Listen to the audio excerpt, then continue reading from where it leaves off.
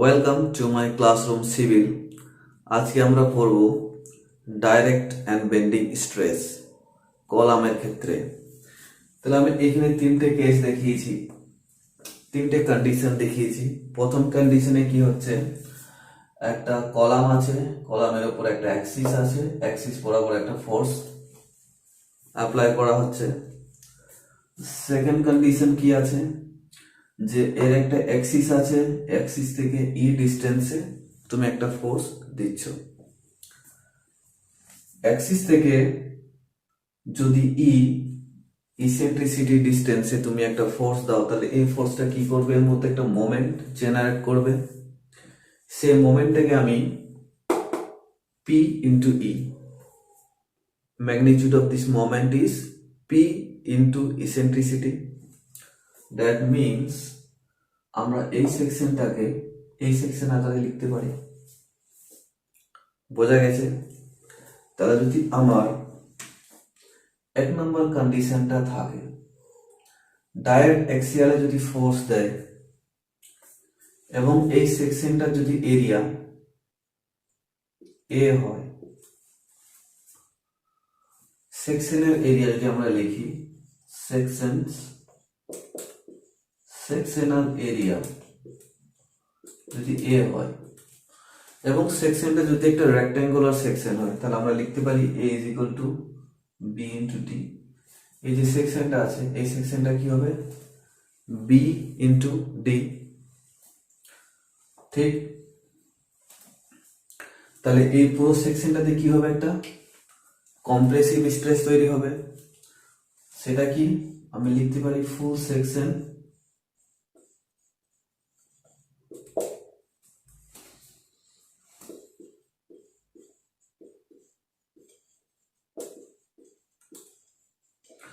ফুল section experience কি হবে, compression, সেটার অ্যামাউন্ট কি হবে, পি বাই এ।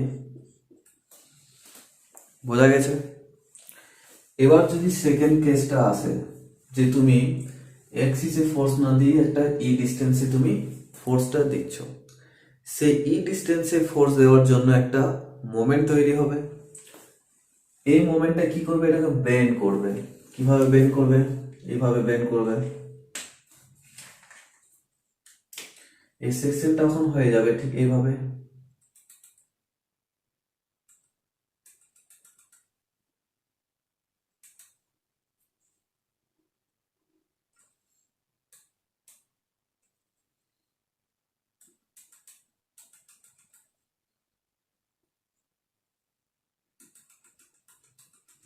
ঠিক এভাবে ব্যান্ড হবে। তার মানে কি, এখানে টেনশন ডেভেলপ হবে আর এখানে কম্প্রেশন ডেভেলপ হবে। C for T for tension and C for compression.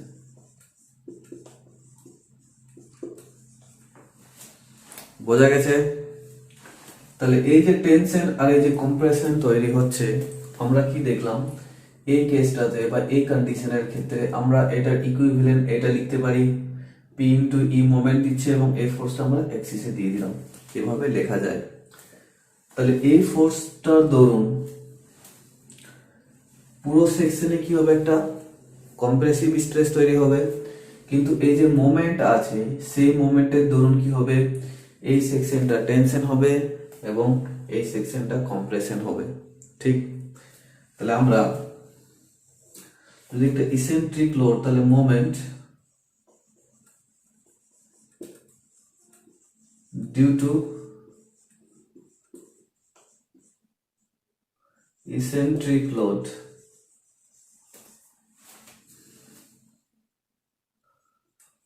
P into E। ঠিক?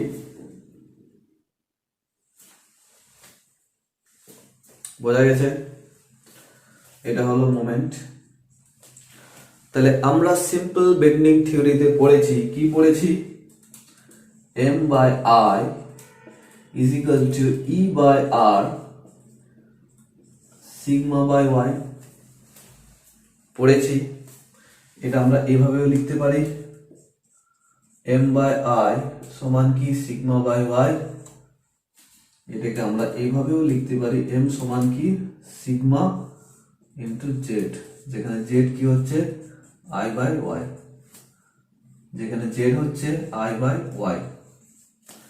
আগের ক্লাসে আমি বুঝিয়েছি। তাহলে এটা আমরা কি পেলাম, সেকশন, জেডটা হচ্ছে সেকশন মডুলাস আর সিগমাটা হচ্ছে তোমার স্ট্রেস। কি স্ট্রেস, আইদার বেন্ডিং হবে মানে আইদার কম্প্রেশন হবে অথবা টেনশন হবে, ঠিক। তাহলে যদি আমি এই কন্ডিশনটাকে এইভাবে লিখি, এই কন্ডিশনটা, ঠিক। তাহলে এখন আমার কাছে শুধুমাত্র এই কন্ডিশনটা আছে। তাহলে আমরা লিখতে পারি এই সেকশনটাতে, এটাকে এইভাবে ড্র করো, ছোট করে দেখাচ্ছি, ঠিক। এই বরাবর এর অ্যাক্সিস আছে, এর উপরে ফোর্স দিচ্ছ তুমি পি এবং মোমেন্ট দিচ্ছ পি ইন্টু ই, ঠিক। তাহলে এই ধরুন একটা স্ট্রেস তৈরি হবে, এই স্ট্রেস কি করবে, এই পি স্ট্রেসটা করবে কি, তাহলে compressive stress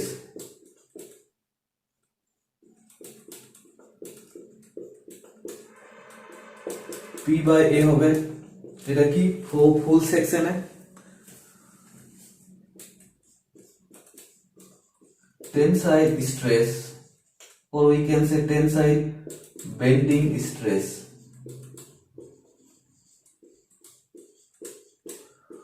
tensile bending stress কোথায়, এই সেকশনে। তাহলে যদি আমরা এটাকে এ পয়েন্ট দিই, এ বি সি ডি, ঠিক। তাহলে আমি এটাকে লিখতে পারি টেনসাইল স্ট্রেস কি হবে, সিগমা সমান এম বাই জেড, ঠিক। জেড সমান কি, সেকশন মডুলাস, আগের ক্লাসে শিখিয়েছিলাম রেক্টেঙ্গুলার সেকশনের সেকশন মডুলাস কি হবে, একটা যদি রেক্টেঙ্গুলার সেকশন হয় তার সেকশন মডুলাস কি হবে, B into D square by 6, আগের ক্লাসে শিখিয়েছি। পুট করো এটা এখানে, এম সমান কি পেয়েছি, পি ইন্টু ই, জে সমান কি বি ডি স্কোয়ার বাই 6, এটা আমি কি লিখতে পারি 6 P E into B D square. তাহলে এটা হচ্ছে এই ফেসে টেনশন এন্ড এই ফেসে হচ্ছে কম্প্রেশন। তাহলে টোটাল সেকশনের উপরে কম্প্রেশন কতটা আছে এটা, তাহলে আমি লিখতে পারি এইভাবে, এই পার্টটাকে আমি রিমুভ করছি, এই পার্টটাকে আমি রিমুভ করে দেখাচ্ছি যে এই যে পোর্শনটা আছে, এই পোর্শনে ধরুন আমরা কি দেখলাম, যদি আমরা স্ট্রেস ডায়াগ্রামটা আঁকি, দেখো ঠিক লিখলাম কিনা, এটা হবে P A plus 6 P E into BD square, এটা হবে P by A minus 6 P into A by B D square. বোঝা গেছে? তার মানে অ্যাক্সিয়াল ফোর্স টোটালটার উপরে কম্প্রেসিভ দিচ্ছে, এই বেন্ডিং মোমেন্টটা এই সেকশনে টেনশন দিচ্ছে এবং এই সেকশনে কম্প্রেশন দিচ্ছে। তার মানে এই কম্প্রেশনটা বাড়ছে, এই ফাইবারে কম্প্রেশনটা বাড়ছে, এই ফাইবারে কম্প্রেশনটা কমে যাচ্ছে, এটাই হলো। এবার এখান থেকে কি প্রশ্ন দেয় তোমাকে, তোমাকে বলতে পারে যে এই যে ই ডিস্টেন্সটা নিচ্ছ, কোন ডিস্টেন্স নিলে এই যে এই পয়েন্টটা আছে এখানে কোন রকম টেনসাইল ফোর্স ডেভেলপড হবে না। তার মানে আমি লিখতে পারি, নোট করো,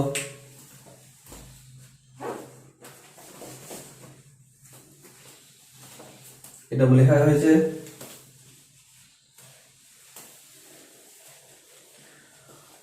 তাহলে এখন আমরা দেখলাম এটা এডি, তার মানে এটাকে তুমি এডি দাও, এটাতে তুমি এ ডি দাও, ঠিক।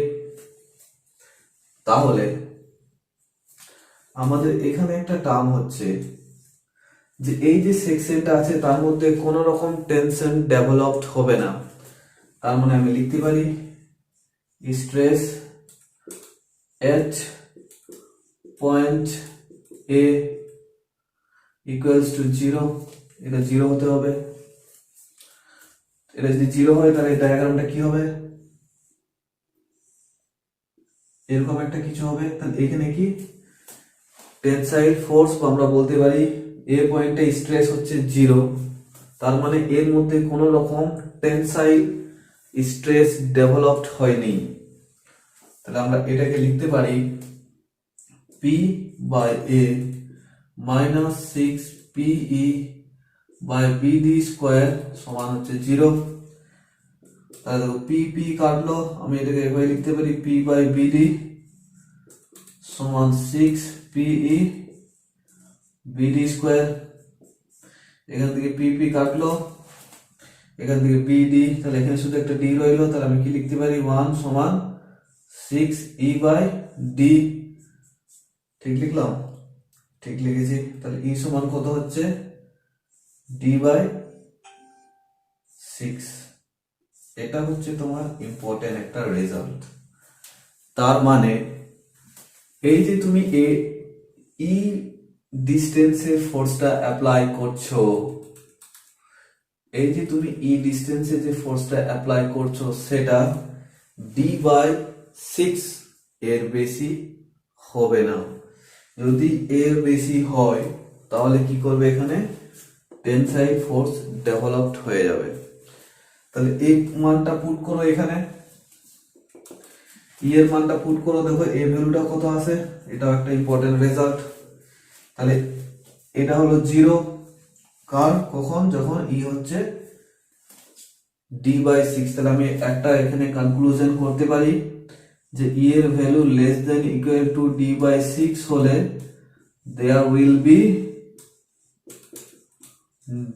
no tensile zone in the section.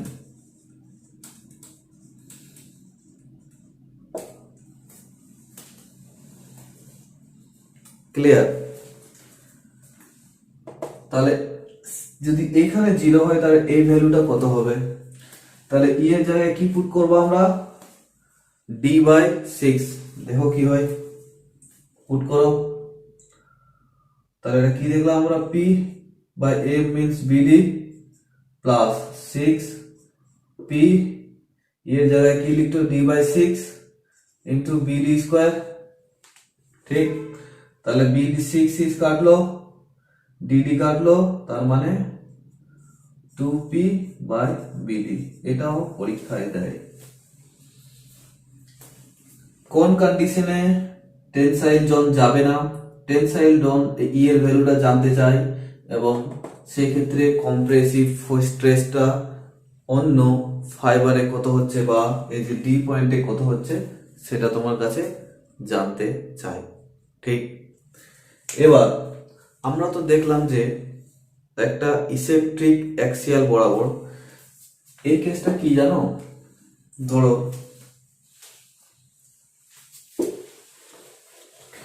এই কেসটা হচ্ছে অনেকটা এইরকম যে তোমাকে একটা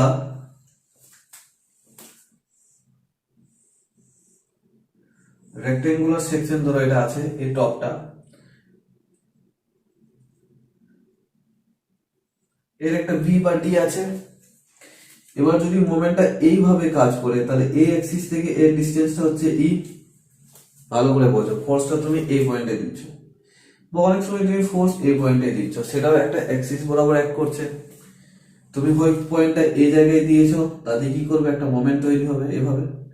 অথবা তুমি ফোর্সটা এইদিকে না দিয়ে এখানে দিয়েছো, সে কি করবে, ওইদিকে রোটেট করবে। ঠিক? এবার যদি এই অ্যাক্সিস বরাবর ফোর্স না হয়, যদি ফোর্সটা তোমার এইরকম পয়েন্টে অ্যাক্ট করে,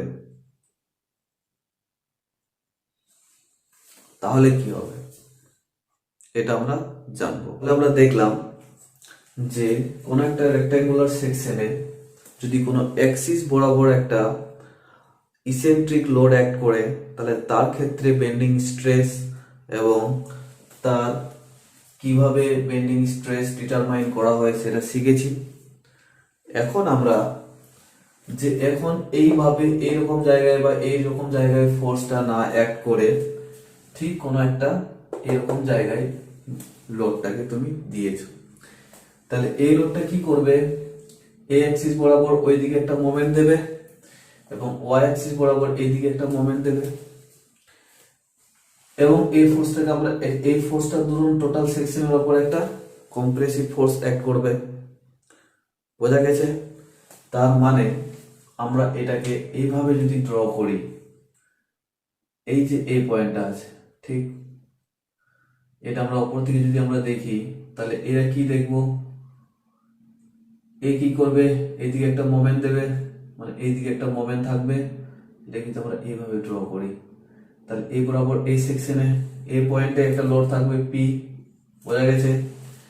এবং এই যে মোমেন্টটা আছে সেই মোমেন্টটা কি করবে, এইদিকে একটা মোমেন্ট দেবে, ঠিক এম ওয়াই ওয়াই, ঠিক এইভাবে একটা মোমেন্ট দেবে।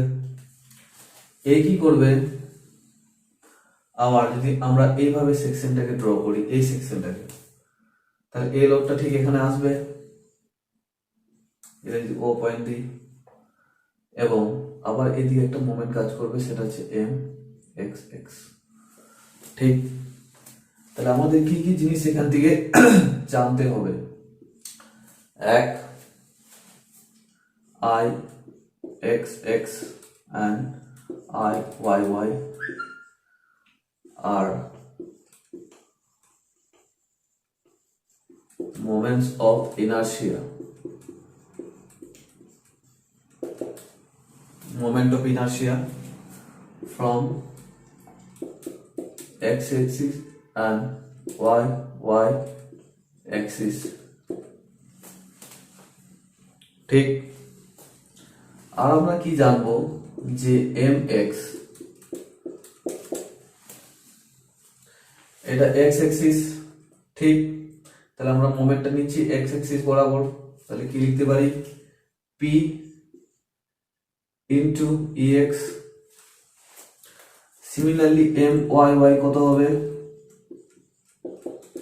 P into E Y. কঠিন আছে কিছু? কঠিন নেই। এবার আমাদের যেটা জানতে হবে যে direct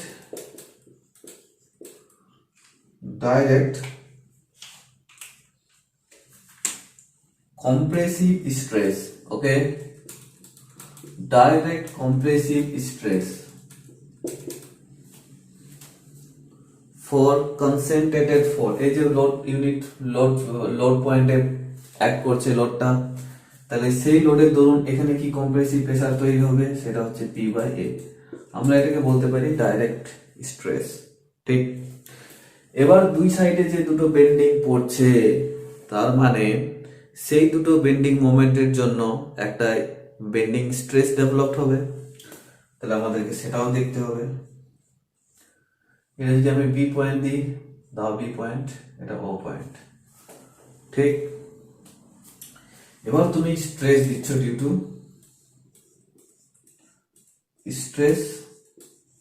two moment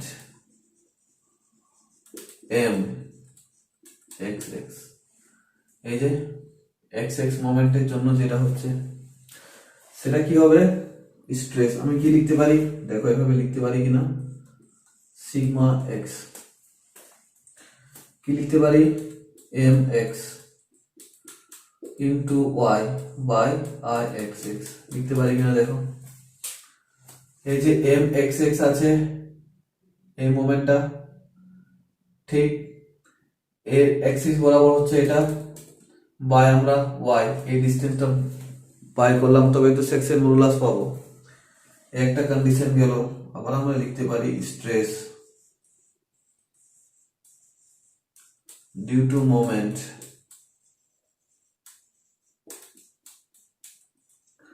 M Y by, তার মানে সিগমা ওয়াই সমান হচ্ছে M Y Y into X by I Y Y. বোঝা গেছে? সবই জানা জিনিস, শুধুমাত্র এখানে দুটো মোমেন্ট অ্যাক্ট করছে, আগে ছিল একটা মোমেন্ট। এবার আমাদেরকে দেখতে হবে কি, যে এই যে মোমেন্টটা দিচ্ছে এই ডিরেকশনে এবং এই যে মোমেন্টটা দিচ্ছে এই ডিরেকশনে, এর জন্য এই যে পয়েন্ট আছে এটা আমরা পি দিলাম, ঠিক আছে। এই যে এ, আমরা এটাকে লিখতে পারি এ বি সি ডি, এই যে তিনটে চারটা কর্নার পয়েন্ট আছে, সেই কর্নার পয়েন্টে কত স্ট্রেস ডেভেলপ হবে, কোথাও টেনশন হবে, কোথাও কম্প্রেশন হবে, এটাই তোমাদেরকে বের করতে পরীক্ষায় দেয়। তাহলে আমরা জানি এই যে এক্সিয়াল ফোর্সটা আছে, লোড ফোর্সটা, সেটার জন্য সবসময় কি হয়, কম্প্রেশন হয়। তাহলে আমরা লিখতে পারি স্ট্রেস, এটাই হচ্ছে তোমাদের মনে রাখতে হবে, এট পয়েন্ট এ সিগমা এ। দেখো বুঝতে পারছো কিনা, M X X into Y by I X X plus হচ্ছে M Y Y into X by হচ্ছে আই ওয়াই ওয়াই। ক্লিয়ার? তুমি লিখতে পারো এম এক্স এক্স কি, এই যে P X or P into E X, এটাও তুমি লিখতে পারো। এটাকে তুমি এটাও লিখতে পারো P by A plus P into E X into Y by I X X plus P into E Y into X by I Y Y. এটা হলো তোমার একটা স্ট্রেস, কোন পয়েন্টে, এ পয়েন্টে। তার মানে কি ম্যাক্সিমাম কম্প্রেসিভ স্ট্রেস ডেভেলপড হবে এ পয়েন্টে, ঠিক। তাহলে এবার আমরা ডি পয়েন্টে দেখব, ডি পয়েন্টে দেখো ঠিক লিখছি কিনা। তাহলে এটার জন্য সবসময় হবে কি প্লাস, বাকি দুটো হবে কিন্তু minus, P into E X, এটাই তোমাদেরকে বুঝতে হবে, P into E Y into X by I Y Y. বোঝা গেছে? এই যে এই ফোর্সটা এই বেন্ডিং এর জন্য এই পয়েন্টটা কি করবে, সবসময় টেনসাইল হবে, তার মানে এই দুটোকে আমরা মাইনাস করলাম। বুঝতে পেরেছো? এবার বাকি রইল আমার আরো দুটো পয়েন্ট, সেটাও জানতে হবে। কি রইল, বি এবং সি, ঠিক। তাহলে দেখি বি এবং সি তে কি আসছে।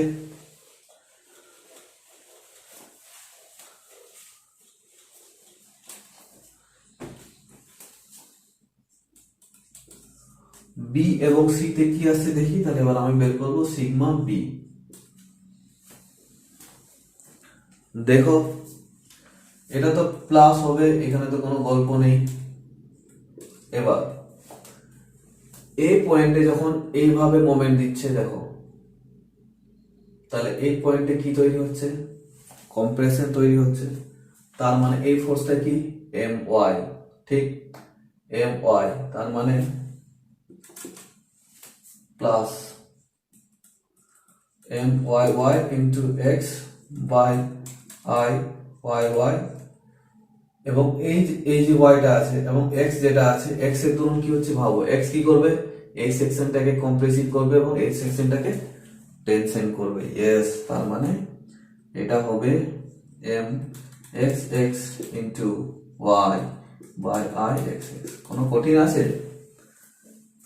কোনো কঠিন আছে, কিছু নেই, দেখতেই বড়। তাহলে এটাকে এভাবে লেখা যায়, P into E Y into X by I Y Y minus P into E X Y I X X, ঠিক। তাহলে এটা হলো সিগমা বি। রইল কি সিগমা ডি।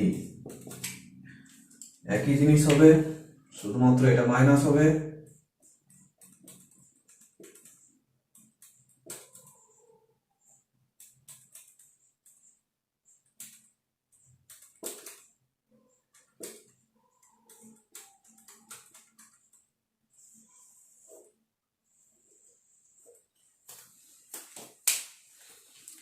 তোমাকে পরীক্ষায় কি রকম প্রশ্ন দেয় এখান থেকে, এ ডি বি বা এ ডি, সরি এটা সি হবে, এটা সি হবে, এটা সি, এগুলোর মধ্যে কোন একটা ভ্যালু বার করতে বলে তোমাকে কি দিয়ে দেবে, যে X direction parallel to X ডিরেকশনের বেন্ডিং মোমেন্টের জন্য বা এম ওয়াই ওয়াই বেন্ডিং মোমেন্টের জন্য যে স্ট্রেস ডেভেলপড হচ্ছে এই পয়েন্টগুলোতে, সেগুলো তোমাকে দিয়ে দেবে এবং তোমার কাছে জানতে চাইবে ডি পয়েন্ট, বি পয়েন্ট, এ পয়েন্ট বা সি পয়েন্ট, যে কোনো একটা পয়েন্টে বেন্ডিং স্ট্রেস। আমি যখন নিউমেরিক্যাল প্রবলেম সলভ করব তখন এগুলো দেখাবো। ওকে, এবার আমরা জানবো ইউনিফর্ম স্ট্রেংথ একটা বিমের বলতে কি বোঝায়। ধরো তোমার কাছে একটা বিম আছে,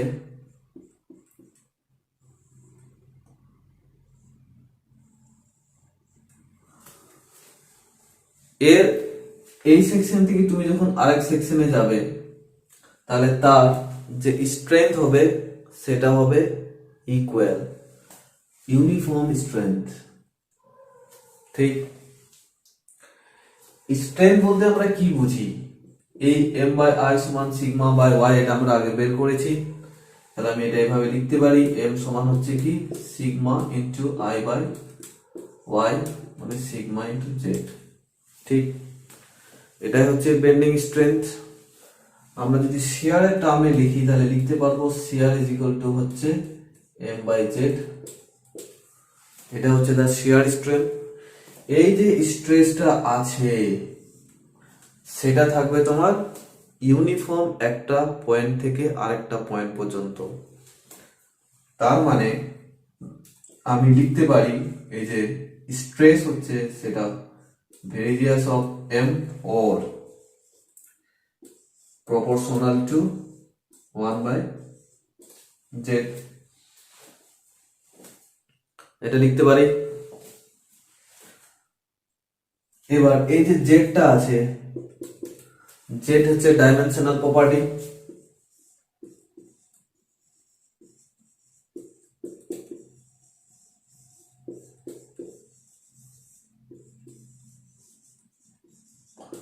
ডাইমেনশনাল প্রপার্টিজ, তাহলে এইখানে যে কোনো একটা সেকশন যদি আমরা কনসিডার করি, আইদার তোমাকে এমটা ভেরি করতে হবে অথবা তোমাকে জেডটাকে ভেরি করতে হবে।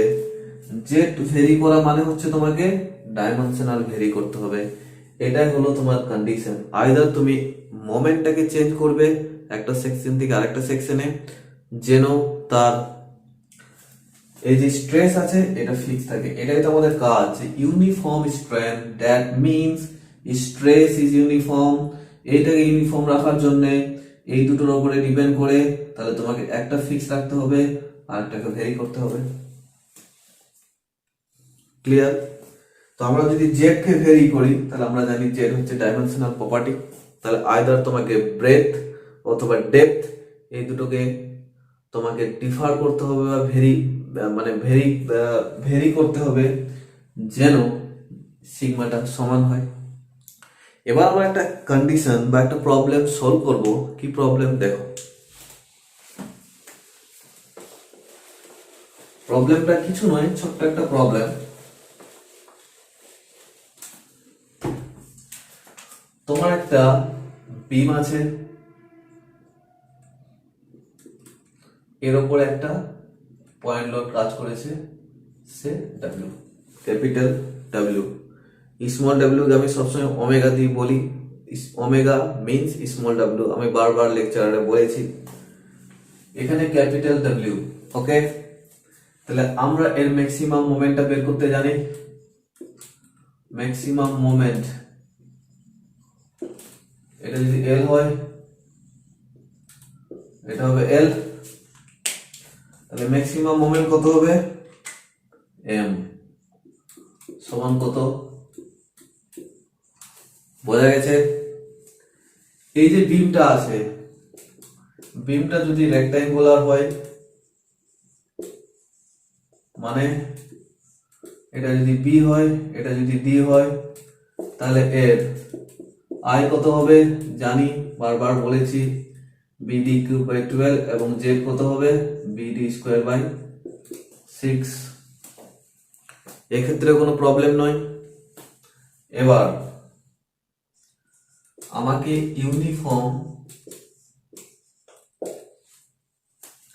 ইউনিফর্ম স্ট্রেংথ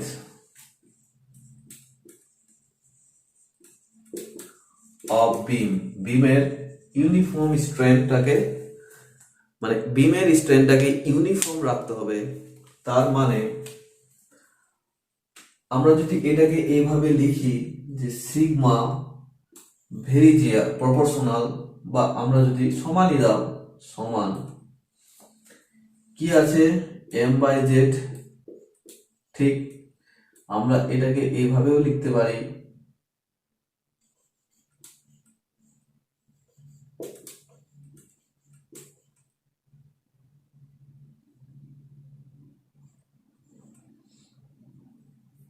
বা এক কাজ করি, মোমেন্টটা ফিক্স আছে থাক, এটা আমরা এইভাবে লিখতে পারি বিডি স্কোয়ার বাই 6। ঠিক, আমরা কি চেঞ্জ করছি, জেডটাকে চেঞ্জ করব। বোঝো, দুটো কন্ডিশন হতে পারে,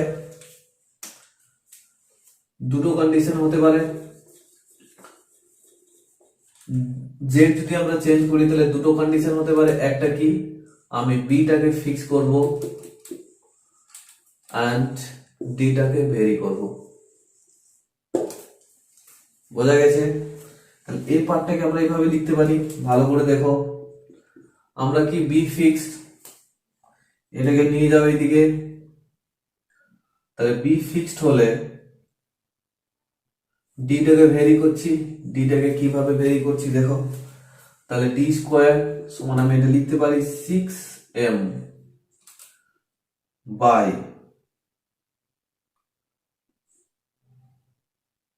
বি ইন্টু সিগমা লিখতে পারি এটাকে এইভাবে। তার মানে আমি এটাকে এইভাবে লিখতে পারি ডি সমান root 6m by B into sigma. Clear?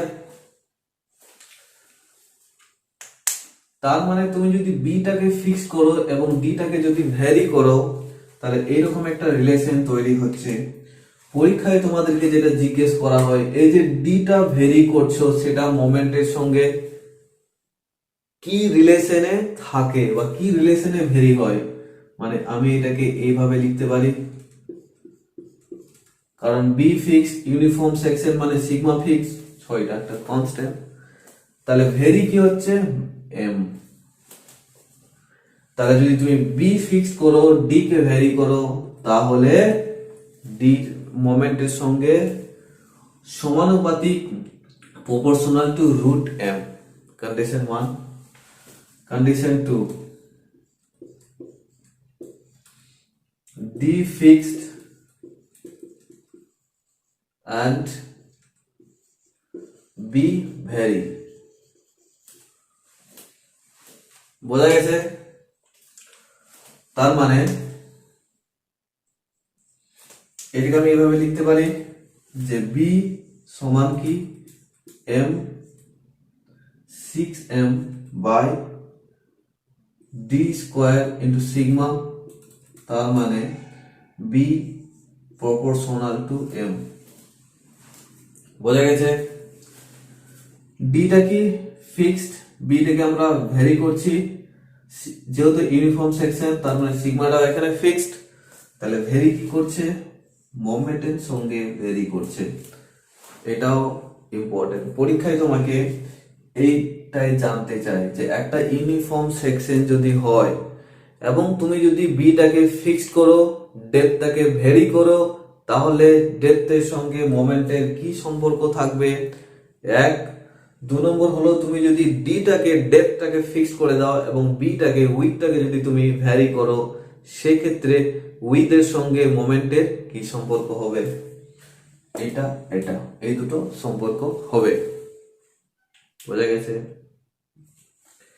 এবার তাহলে আমাদেরকে যদি প্রশ্ন দেয়, 3টে প্রশ্ন জেনারেলি এখান থেকে দেয়, 1, 2, আরেকটা প্রশ্ন দেয়, তাহলে ইউনিফর্ম সেকশন বা ইউনিফর্ম স্ট্রেংথ বিমের ক্ষেত্রে তোমাকে অ্যাকচুয়াল আমাদের প্রসিডিওর কি আছে, যে কোনটাকে ফিক্সড কোনটাকে ভ্যারি করা যায়। তাহলে আমরা দেখলাম এটাকে করা যায় এটাকে করা যায়, কিন্তু জেনারেলি মনে রাখবে, জেনারেলি কি করা হয়, বিটাকে ফিক্স করা হয়, মাইন্ড ইট, এন্ড ডিটাকে ভ্যারি করা হয়। এটাও ইম্পর্টেন্ট একটা প্রশ্ন। বিটাকে ফিক্স করা হয়, ডিটাকে ভ্যারি করা হয়। তাহলে এইখান থেকে এর বাইরে কোনো প্রশ্ন তোমার কাছে আসবে না, ঠিক। এবার আমরা যেটা জানবো সেটা হচ্ছে কম্পোজিট সেকশন। কম্পোজিট সেকশনের ক্ষেত্রে সেকশন অফ মডুলাস কি হবে এবং তার কিভাবে বেন্ডিং মোমেন্ট বেন্ডিং স্ট্রেস আমরা বের করব, ঠিক। এবার আমরা কম্পোজিট সেকশনের ক্ষেত্রে দেখব যে ধরো এরকম একটা কম্পোজিট সেকশন আছে, স্টিল এবং কংক্রিট। আমরা দেখেই থাকি যে বিভিন্ন বিল্ডিং বা কোনো কনস্ট্রাকশন যখন আমরা করি তখন আমাদের স্টিল এবং আরসিসি এই দুটো মেটেরিয়াল সেখানে লাগে। তার মানে এই যে এরকম একটা সেকশন মানে হ্যাভিং ডিফারেন্ট মেটেরিয়ালস, এটাকে আমরা কম্পোজিট সেকশন বলি।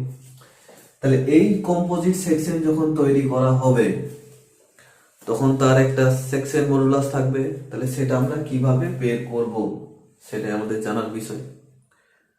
আমরা ইনিশিয়াল ক্লাসে শিখেছিলাম যে এর উপরে যখন ফোর্স অ্যাক্ট করবে স্টিল এবং কংক্রিটের স্ট্রেনটা সেম হবে। তাহলে আমি এটাকে এইভাবে লিখতে পারি যে strain of steel, strain of RCC. কোনো প্রবলেম আছে? নেই। এটাকে আমরা এইভাবে লিখতে পারি sigma S by E S sigma C by E C. আশা করি এখানেও কোনো প্রবলেম নেই। আমরা এটাকে এভাবেও লিখতে পারি sigma S by sigma C E S by EC. এই জিনিসটার একটা নাম আছে, এটাকে বলা হয় মডুলার রেশিও। মডুলার রেশিও, যাকে এম দিয়ে ডিনোট করা হয়। তাহলে এর যে স্ট্রেস হচ্ছে স্টিলের কংক্রিটের ক্ষেত্রে বেশি এবং স্টিলের ক্ষেত্রে বেশি, কংক্রিটের ক্ষেত্রে কম। মডুলাস অফ ইলাস্টিসিটি স্টিলের ক্ষেত্রে বেশি, কংক্রিটের ক্ষেত্রে কম। তাহলে এই যে টার্মটাকে আমরা ইনকর্পোরেট করব, একটার সঙ্গে আরেকটাকে আমরা অ্যাটাচ করব, বা আমরা একটার সঙ্গে আরেকটাকে করতে কি বলে রে, একটা যখন আমরা স্ট্রেস অফ স্টিল এবং স্ট্রেস অফ কংক্রিটকে একটার সঙ্গে আরেকটাকে রিলেট করতে চাইবো, তখন আমাদেরকে বা ইনকর্পোরেট করতে চাইবো, সেক্ষেত্রে আমাকে মডুলার রেশিওর হেল্প নিতে হবে। তাহলে আমরা এটাকে এম লিখলাম, তাহলে আমি এটা লিখতে পারি সিগমা এস সমান এম ইন্টু সিগমা সি, বা ই এস সমান লিখতে পারি এম ইন্টু ইসি। ঠিক একই রকম জিনিস এই এমটার ক্ষেত্রে আমরা এটাও লিখতে পারি, এর যে ব্রেথ হচ্ছে, ব্রেথটা কি B1